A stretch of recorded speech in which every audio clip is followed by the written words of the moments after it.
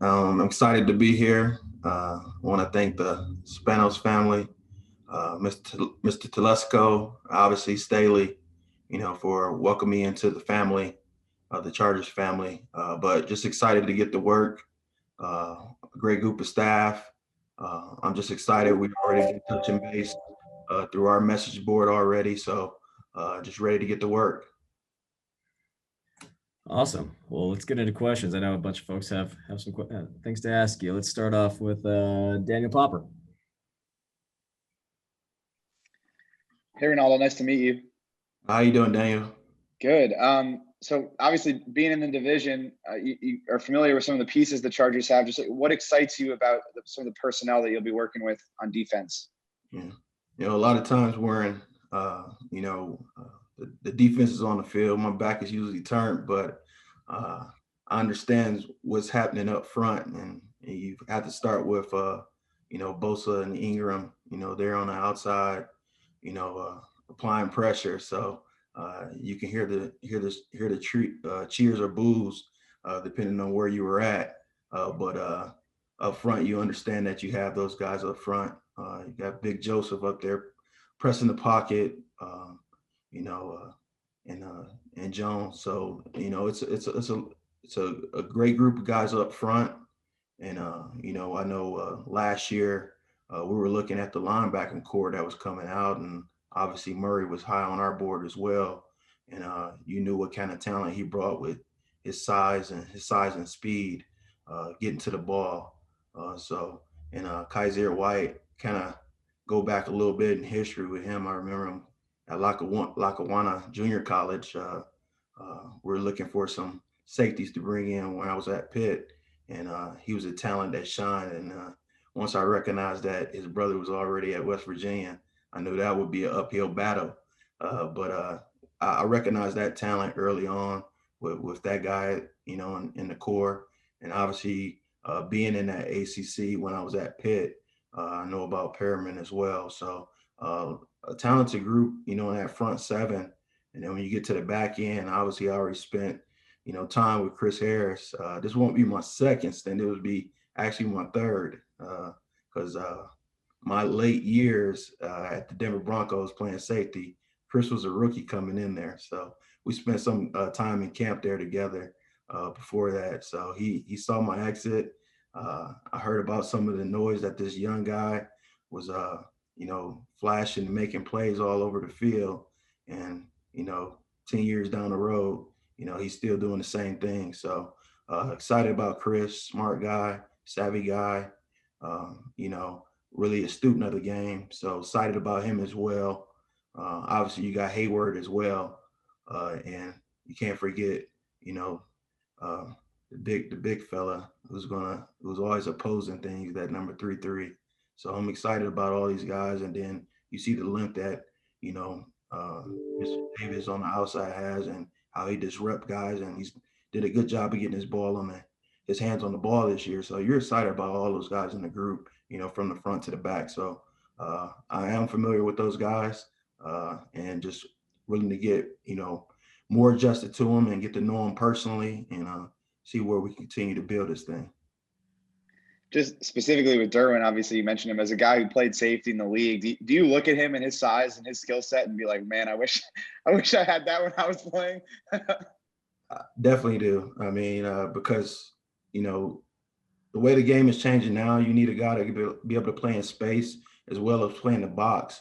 And when you look across the board and you have a guy, uh, you know, in our conference, whether that's a Kelce or the big fella at Oakland, 83, um, Walker. I mean, you look at those two guys, you need somebody to, be able to match up with those guys and have that size and have that skill set, to play in space or to be physical at the point of attack. And that's something that he brings. So that's something that I definitely wish I would have had as a player. What coach from your NFL playing days had the biggest impact on you? I would definitely probably say Todd Bowles. We were in similar modes, former players. Obviously, his size is a little bit more imposing than mine, but the way his brain operated, that's something that I think we have a shared common. Always thinking from a different lens. But he always, talked to me about just, this game. There would be a lot of people with a lot of experience. It's good to pick up that experience from them and understand that they have something to offer, but don't sell yourself short on the things that you know about this game as well. And then last one for me, just philosophically with this scheme, the 3-4, Vic Fangio scheme, what advantages do you gain out of playing like this specific type of defense? I think the biggest thing is that, we try to, remain multiple. When you look at our shell, we're going to try to be, two shell, or at least show a two shell, so we don't induce a lot of throws. These quarterbacks are too good in this league where they line up and they see single high. It gives them a lot of answers where to go pre-snap. So we want to do a good job of holding our shell look and be able to disguise from the front seven all the way to the back end. And I think the biggest thing that we're always going to try to do is to tell the guys the why, the tax, and the stress in our defense. Because if we can give those tells, I think it gives those guys ownership when they are in those critical situations, that they know exactly where we need to stand up, where the tax, where's the strain on the defense, and where the stress is at. And if you can give those guys that in those situations, it'll give them ownership, so they'll know when those critical downs hit, they'll know who to address, they'll know who they have to protect, they'll know all of those tells that just make you be a successful defense. So those are the things that we want to be able to provide. We want to be able to be multiple, show shell, disguise our looks, and continue to move those stress points around in the defense so no one feels stressed throughout the whole game. Awesome. Thank you. Thank you, Daniel. Michael Peterson. Hey, Coach. It's great to meet you. Nice to meet you, Mike. So I'm curious, how much of an advantage is it for you as a coach with a decade of playing experience in the NFL? How much does that help you when it comes to being able to relate to your players and then being able to coach them? Obviously, like you said, being in those shoes, understanding, what's the day-to-day, how the body feels. I think it's important when we do get on this side of the ball as far as coaches, that we understand that we got to get our players to the game. I think that's one of the most important things you can have. We can have all those premium guys that are listed, but if we can't get them to the game on Sunday, it won't matter. So I think it's the importance of that. I think as a player and having a coach, the things that I wanted to have was the structure, to know all the details. And then once I know everything that they're expecting in those situations, whether I mentioned earlier, the wide attacks and the stress, to allow us players to go solve those issues and understand that, give us control of the defense to make it ours. So that's the main thing, from my position that, I learned from being a player to a coach, is that, I want to be coached hard. I want to have the details. I want to have the structure, but give me those other things, the wide attacks and the stress, and then allow us to go out and play and perform and go execute it. You spent 3 years of your 10-year career, one with the Raiders, two with the Broncos. I'm just curious what prominent memories you have from playing in this division, and then maybe some of those memories against the Chargers, especially, in the 09-10 seasons where they were pretty good. I think the biggest thing that, I recognized earlier, even I believe I was with Denver and coming over to play the Chargers. I believe it was a Monday night game. And I think it was my first experience of playing with Phillip Rivers. I never saw a quarterback waiting out the tunnel. I seen defensive linemen do it. I've seen other people do it, but I've never seen a quarterback, standing out at the waited when you exit the tunnel and ready for you, and talking a little trash. Never a curse word, but you knew he meant everything about it. And just playing the Chargers, you just knew it was going to be a competitive ball game with number 17 leading the way in everything that they do. Whether that was the trash talk or the play on the field. So those games were intense. And I think it got us riled up when you see their main guy, the focal point of the team, right there at the tunnel waiting for you. I think you just knew at that point this was a different deal, and we need to bring our A game. So anytime you play the Chargers, you knew you had to bring the A game because they had leadership over there that was going to tell you from the start that they're going to bring it, and that's the thing that you recognize, whether it was from me being over in Arizona, Oakland, or Denver. Those are the things that I recognize early and often. And lastly, I just want to know some of your favorite memories from Coach Staley and your guys' time in Denver together. Coach Staley, I mean, as soon as we came in the building, I think we connected. Obviously there was a background of us being in similar systems under that Nick Saban system. So we knew we had background in that area. And I think, that offseason we got in, I think it immediately went to, let's figure out some puzzles.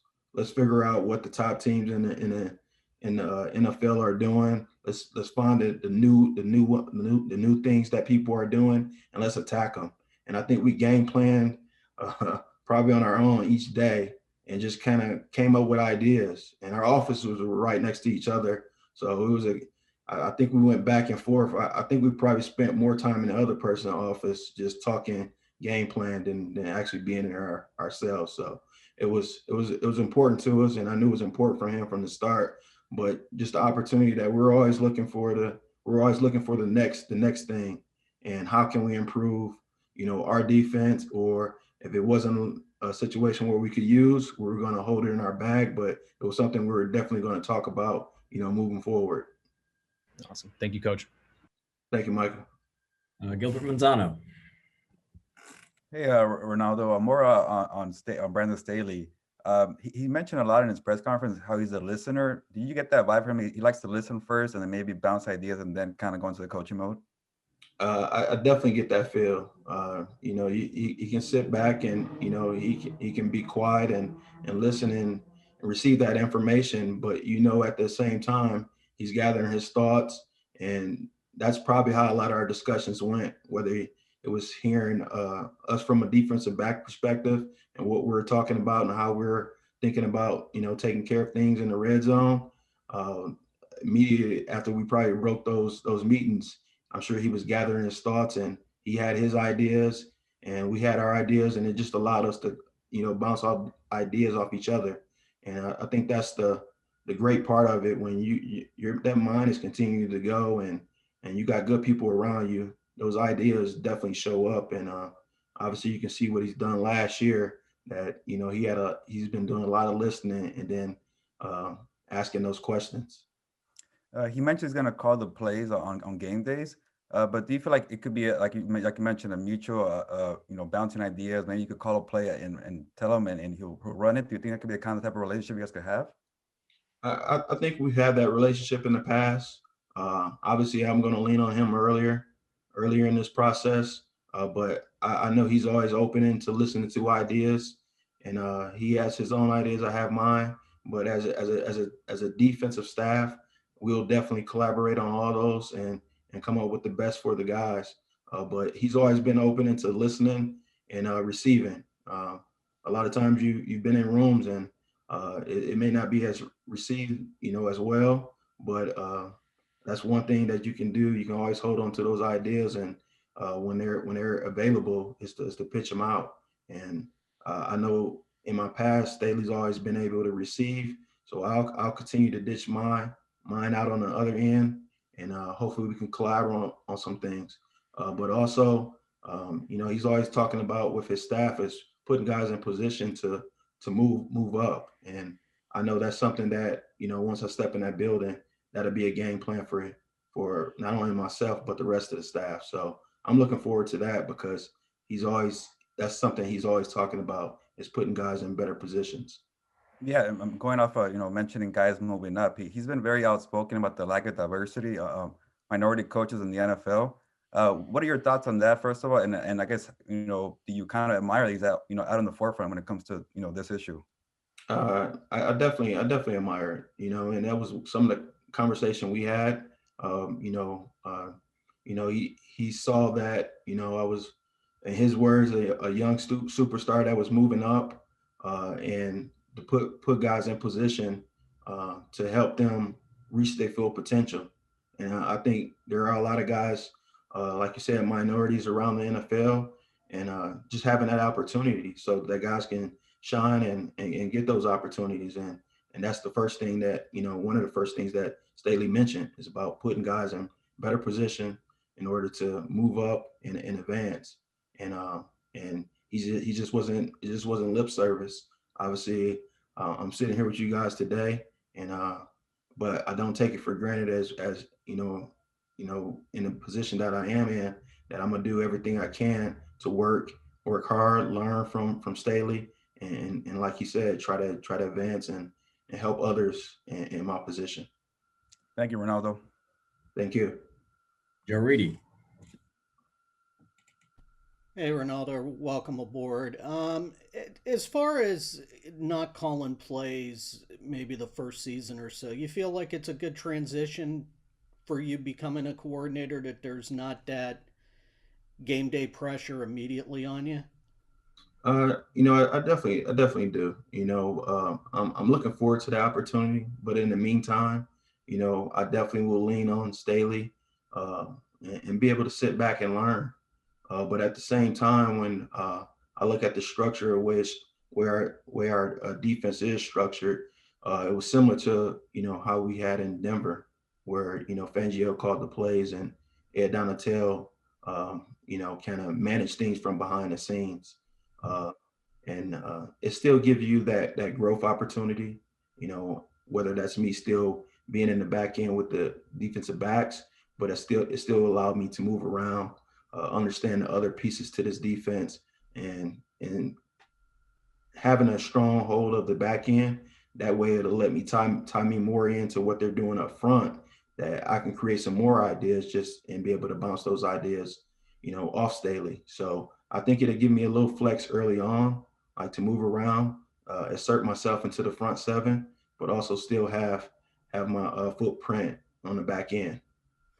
Ed earlier in the season called Brandon the Sean McVay of defense. Did you see that in any times you were working with him, just as far as how he's able to see all three phases of the game? I definitely do. And like you said, him having that lens, or that, he mentioned, playing quarterback, you definitely see it's something that, reciprocated on the defense end. He understands how teams are trying to attack, what they're looking for.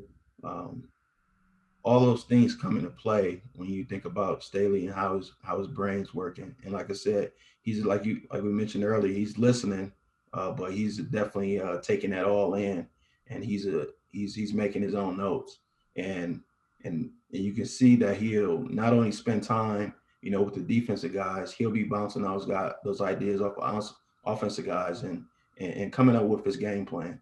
So he's not one to hold tongue when he has some ideas. He's going to go search it out and see if it really something that can hold up and something that we can build on that will help us defensively. So that's where you see that Sean McVay, the defense, is that he's a guy that's going to continue to search it out. He's going to develop his ideas, and he's going to search not only the offense but the defensive side of the ball as well. And then just last thing for me, what as far as you and Staley, what's your philosophy on blitzing? Because you're coming to a team that the last 2-3 seasons has been either last or one of the 2 or 3 teams that blitzes the least. Yeah. I think it's a combination of a little bit of all.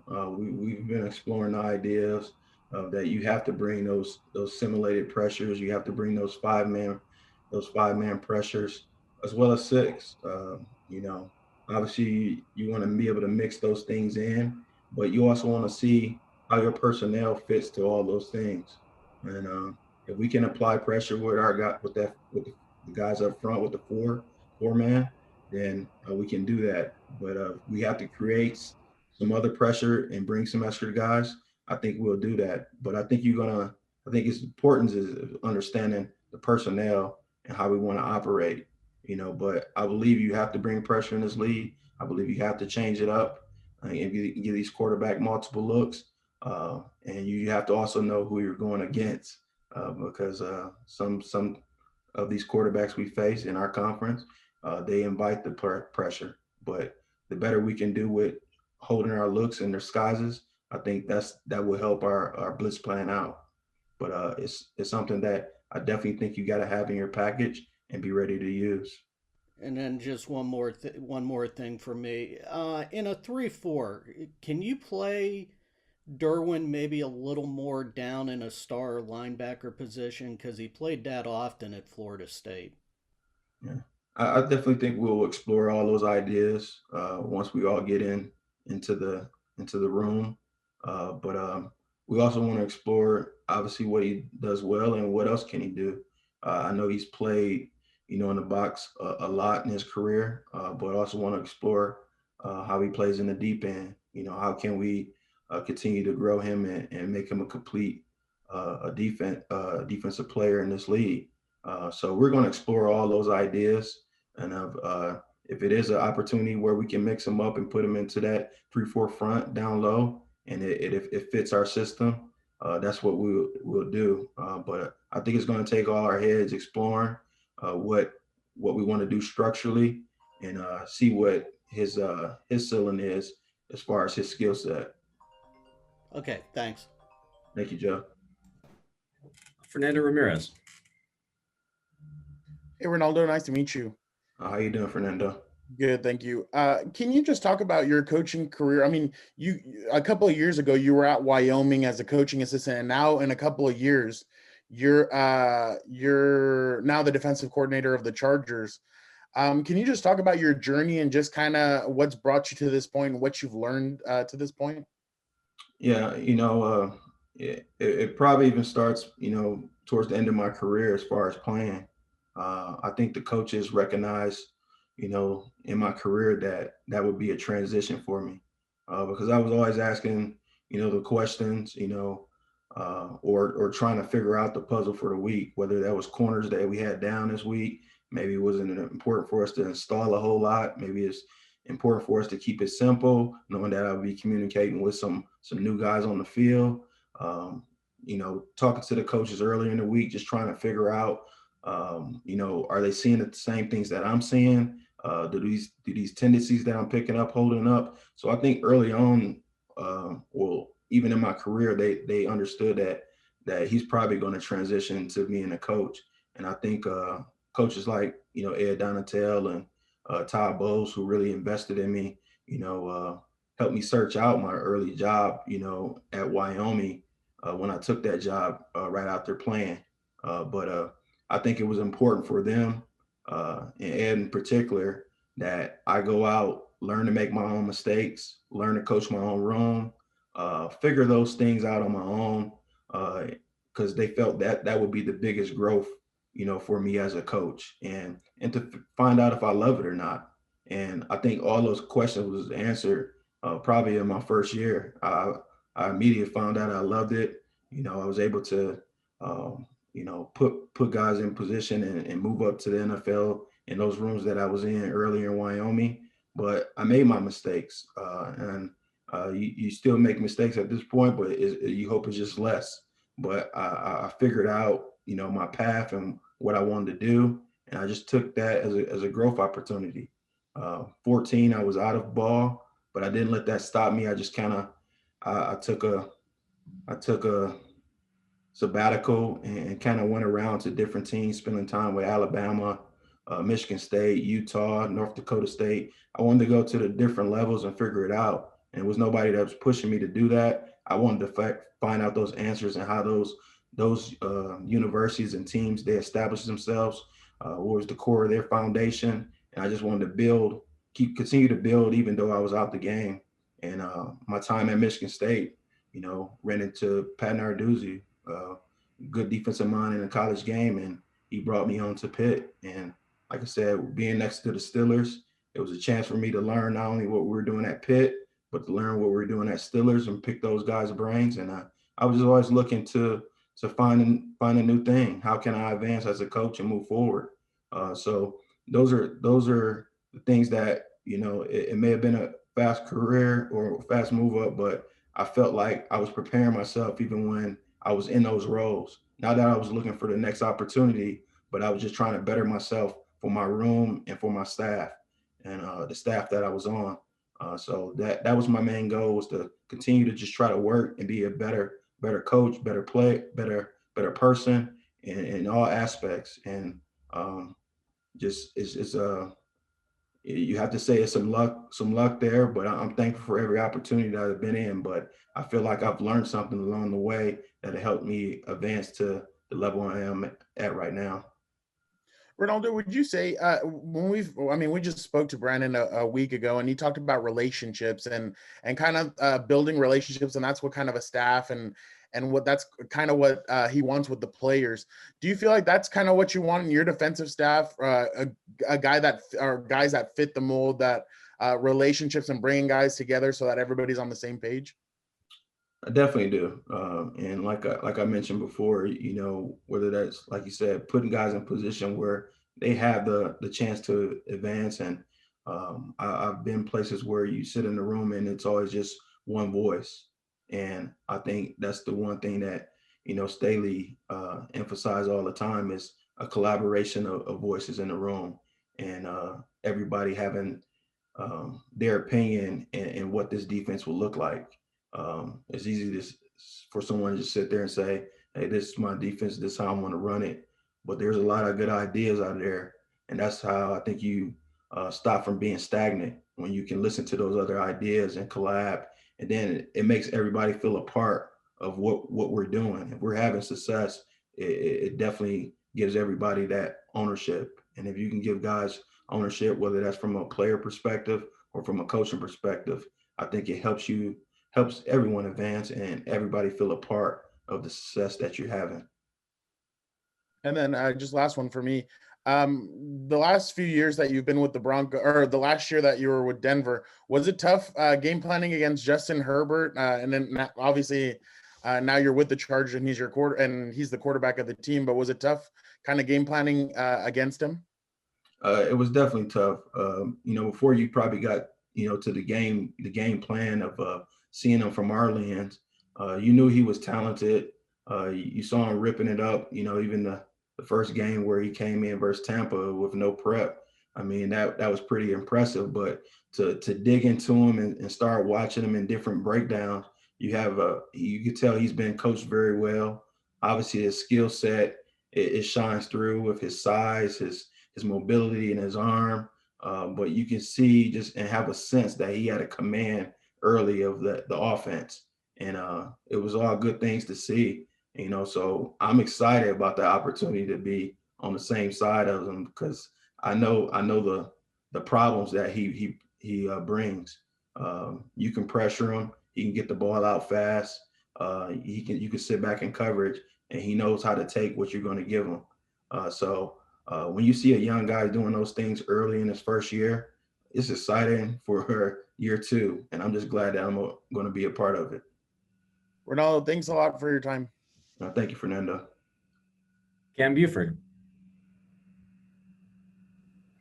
Hey, good morning, Renaldo. Congratulations on the opportunity, sir. Thank you, Cameron. I'd like to ask you, what do you expect to be the trademark of this defense? The biggest thing I mentioned earlier is giving these guys the wide attacks and the stress. Obviously, we want to give these guys ownership, because our trademark, when we give those guys those things, we want to be able to play fast, play smart, and be able to compete for four quarters, or wherever it may take. But I think you give these guys ownership and knowing the detail and the structure of what we're doing. And I think if you allow them to do those things and let them, the guys, know that you're in tune and you're structured right, and that you're going to give them their all, they'll in turn give you that back. So if we can give them those things early, and like I said, the wide attacks and the stress, and allow these guys to get ownership so they can play the way we want. Like I said, playing fast, strong, and smart. Those things that we want to do. So that would be the initial trademark. or my vision that I see for them. Obviously, we'll collab with Staley and the rest of the group, but having those guys have responsibility and ownership, those are the things we want for this defense. You talked about Staley, collaborating with Staley, and you guys had a relationship previous to you taking over this role. Did you guys talk after you mentioned you talked a lot and back and forth in each other's office? But did you talk about this specific moment here, you possibly coaching for him back then? And what does that feel like today? It was no particular talks as far as the defensive coordinator position, but there were always talks that we wanted to work with each other. We wanted to be able to pick each other's brain. He liked the idea of how my brain worked. I liked how his brain worked. So it was always a continued collaboration of those things. And even when he took off and went to the Rams, our talks continued. So. He was trying to figure out things over there, how he was going to do it and how he wanted to install. That led to me thinking of things that I can do moving forward, even with the Broncos. So our talks always continued, whether it's us talking about install with the red zone, knowing that, we had a pretty good red zone over at Denver, and how can I give him the tidbits of what we're doing back end. So our talks was constant, throughout our time, throughout our year. And we just knew that at some point we wanted to work with each other. And I think this off season, we got a chance to, once he took this job, we had a chance to really dig down and find out, what's our beliefs on everything. And I think that's really where it clicked for us, that we both were kind of on the same page and had similar missions of what we wanted to be. You mentioned in your path to coaching that you took 2014 off and you kind of traveled to different camps to learn different philosophies just to kind of build on what you already knew. What was the best lesson you learned from that process? I think just like I mentioned before, is giving these guys, the detail, the structure, and once you give those guys the detail and the structure, those are the things I kind of identify with, whether that was Saban at Alabama. You knew he was going to be rigid in his approach, but those guys had the structure, and I think that helped a lot of players to play more within his system, because they knew what he was thinking. So when I went to North Dakota State, when you see a smaller school who go up against Power Fives, I wanted to know how were they doing this, but it all came back to the detail and structure of the program, how they were going to do things, how they laid out for the players, and the players believed in what they were saying. I think that's more important too. The players believing in what they're saying, and you saw it show up in the game days. So to be able to spend weeks with those guys and hear coaches talk about, the structure and how we want to lay things out, and then let those players go out and perform. You felt it. I was able to see it. So I wanted to be wherever I was going to give my guys that structure and detail of their position, and also let them know, why we're doing it, what's going to be the tax of it, the stress, so that they can play freely and go out and execute. And then lastly, for me, clearly success is on your mind, and you talked about wanting to move up, and you're going to have to do a good job here in this role. Do you feel added pressure as a minority coach to be extra special as a coordinator to excel in this role? There's always that pressure, but it's no different than being a player and playing in the game.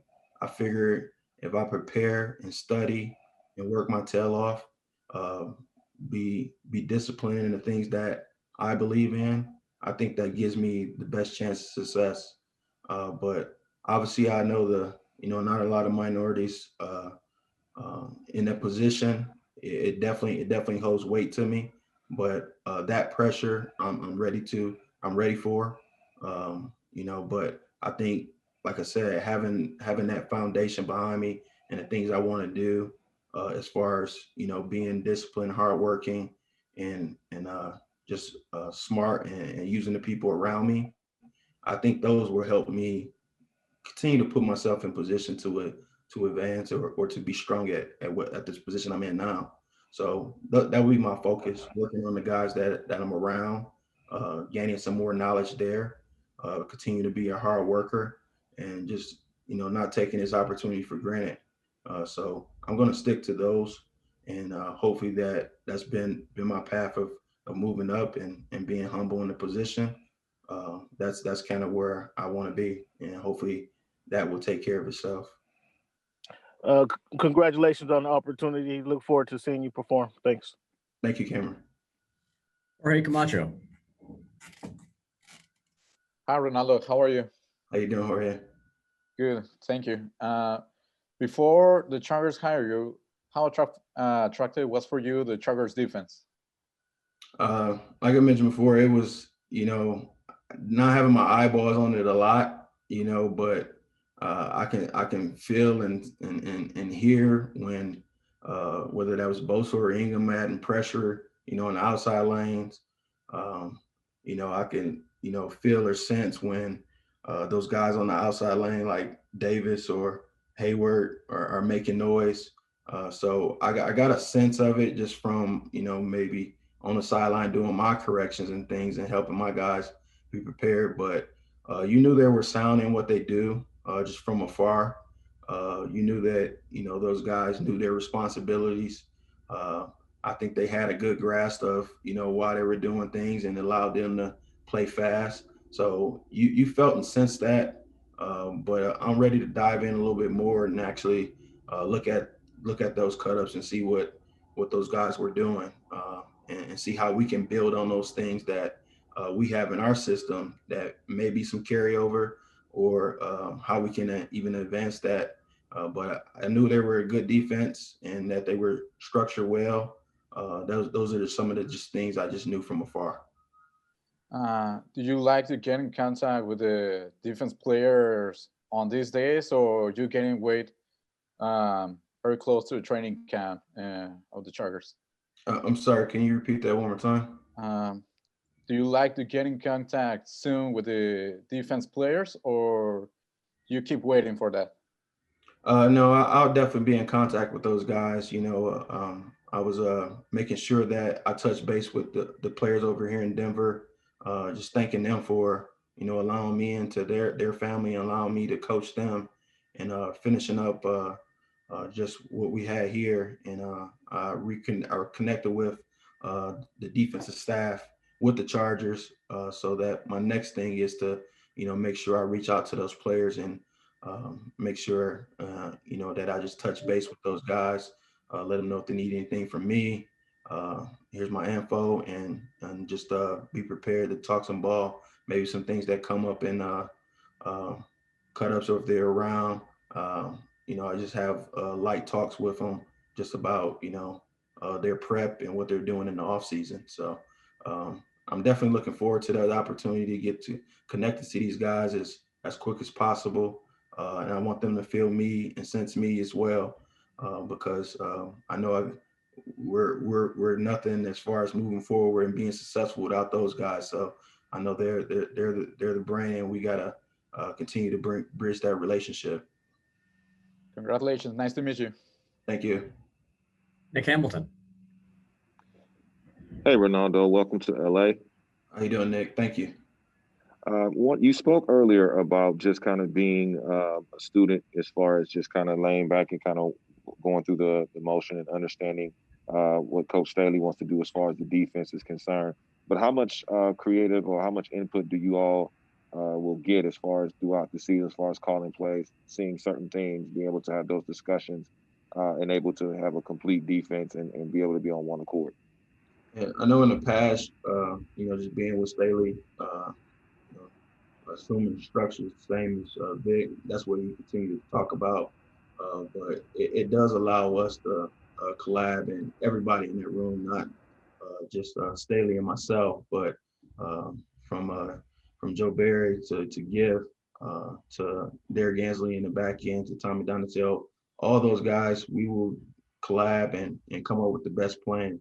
And I think the places I've been, those are the things that I saw that work the best, is when everybody's opinion matters and everybody's in.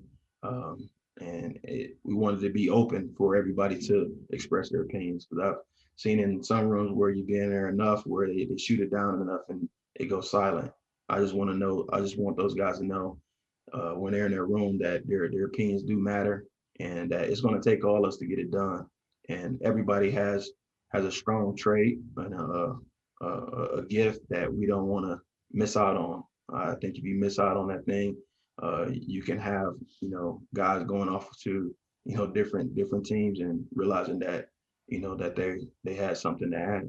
And we want to be able to maximize all that brain trust in the room and come up with the best possible ideas so we can put a good product on the field on Sunday. You mentioned this earlier too, but with the growing problem that's going on in the NFL currently with the lack of opportunity for Black and minority coaches and coordinators, how much do you feel like you have to use your voice as well as continue to, do your job effectively to bring awareness to a problem that continues to persist in the NFL? I definitely want to use my voice, but I also want to use the platform I'm in. There's a lot of coaches that's in this league. I want to be able to collab with them as well.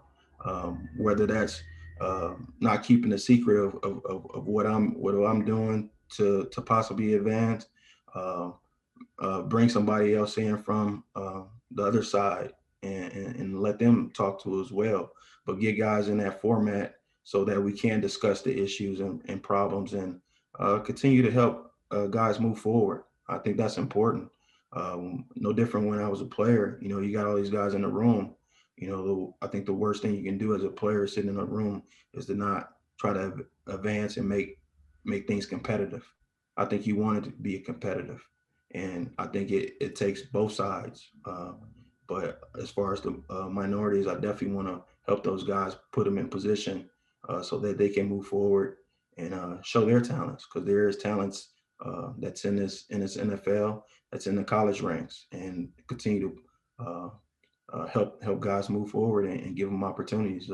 I think that's definitely important. So my message will be that moving forward and try to do everything I can in this position, or whether I'm not in this position, just to continue to have dialogue and continue to be vocal about those things. So I definitely will be, and I just want to, like I said, it's a lot of talent on the minorities, in different minorities and races, and I just want to make sure I'm doing my part and help guys put them in better positions. So if I can do that, that's what I will do. Thank you, Renaldo, and again, congratulations. Thank you, Nick. A few more for you, Renaldo. Shelley Smith.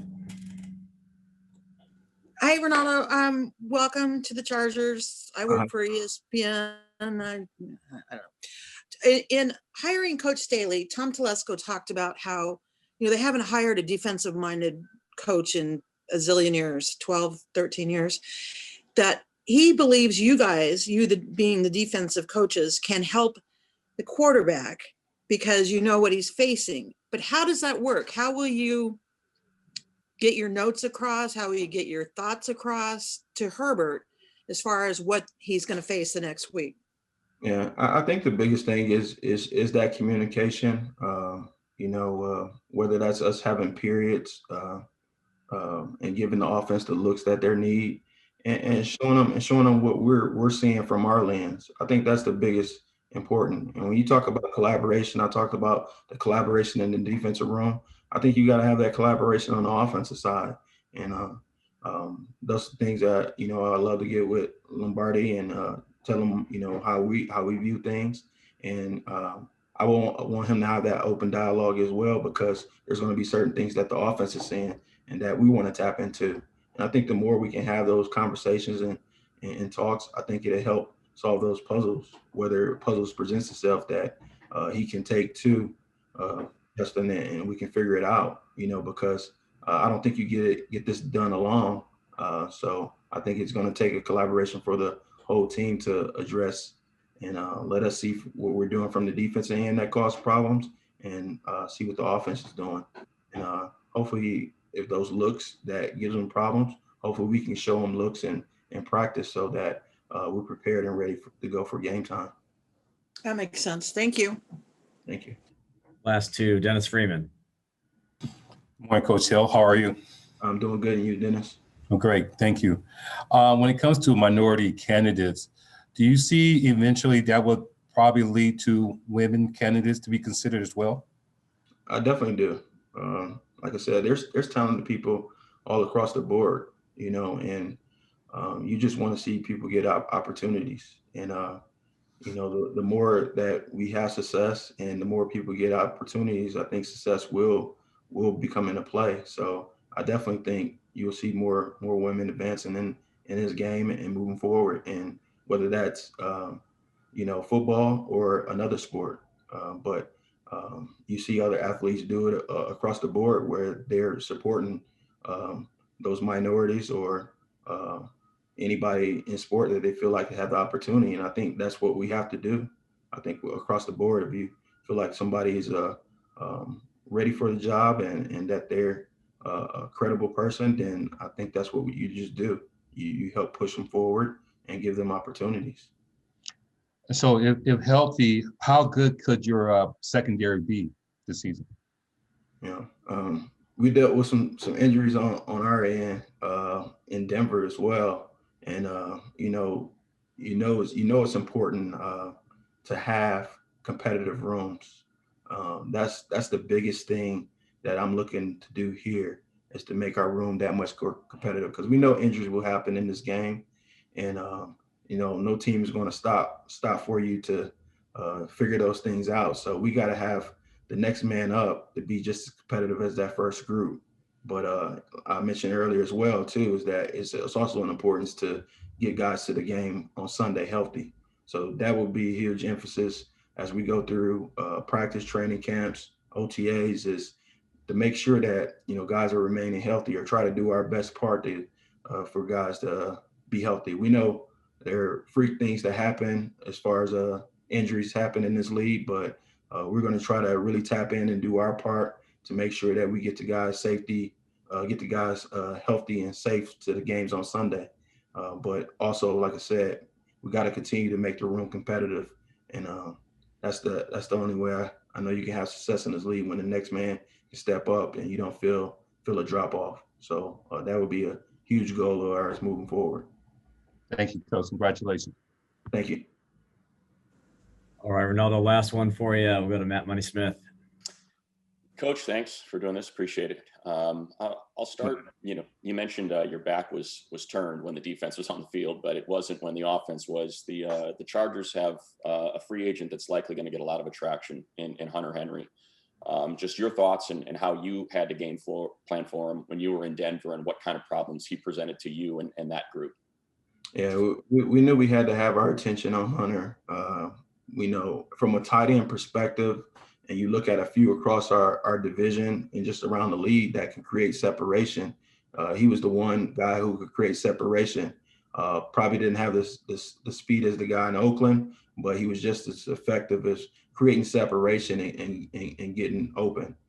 So whether that's him setting up routes, I thought he did a good job of doing that, setting up routes and creating separation. And he's, like I said, he's a big target. So he gives that quarterback a good visual. So we knew we had to keep our eye on him. And we knew, like I said, with his route running, that he's going to create separation. And our biggest thing is that we just wanted to make sure that we stay connected to him and try to compete on balls. But that was tough in itself right there. Since you mentioned it, I'll finish with this, because the best way to win a Super Bowl is to win your division, and the best way to win a division is try to crack that code in Kansas City. What did you guys figure out, if you figured anything out, that you can bring to the Chargers about trying to slow down Tyreek Hill, Travis Kelce, and that bunch? That's still a tough task, and those will be long nights staying up and trying to figure that out. But I wouldn't be giving them the respect if I said we're going to figure it out today. But it's going to take a lot of long nights and us putting our heads together to figure it out. Structurally, you always say you have a good plan going against them. I always thought we did, but when you look at the final scoreboard, it didn't represent that. But it's important for us to take the good things that we did at Denver and that I can bring in, and I'm sure the guys like Giff, who's here on staff, and be able to collab. Hopefully it's some results in those things that we can figure out to get it done, because we know that's who everyone's chasing, and we got to do our part and put our heads down and just grind and go to work. And we hoping once the season hits, we can get into those ball games, and then we can look at the final score, and hopefully we got the result we want. You know what? I know I said last thing, but you said something there, and I was just thinking back to the broadcast, and kind of the announcers were sort of lamenting the lack of aggressiveness by Buffalo against those defenders and not getting hands and maybe trying to redirect Kelce off the snap. Just in kind of your philosophy and how you would approach a team that has that much speed and those weapons. And is there a particular way that you would want to approach it? Would you prefer to be more aggressive, or do you have to keep everything in front of you? I think you have to mix it up. I think if you sit back enough, they'll do that. They'll just pick you apart. I think you have to mix it up. I think when we thinking back to our Denver series when we played them, we really I don't think they were anticipating, but we really got them good with the pressure. I want to say we were 0 for 11 or 0 for 7 in third down situations, I believe. I have to look at the true stats, but it was definitely pointing our direction for sure. But the second game we played them, they were anticipating the pressure a little bit more. And I think you have to mix it up with those guys, because at that second game, they figured it out, and they were looking for it. So they're looking for their hot throws often. And our guys, that was the main thing that they were saying. So I think you have to try to keep them on their toes. And if you can get them thinking about those things just a little bit more, we're hoping that it slows those guys down. And so I think it's going to be a collab of both, playing some coverage, keeping things in front of you, but also, bringing that pressure at times. And hopefully you can catch them off guard and get those pressures and get guys tips and hands around the ball, and you have to create some turnovers. So just thinking off in my head right now, and just the times that I experienced them, I think you definitely have to mix it up with these guys. All right, Coach. Welcome to Los Angeles. Congratulations. Thank you. Thank you, Matt.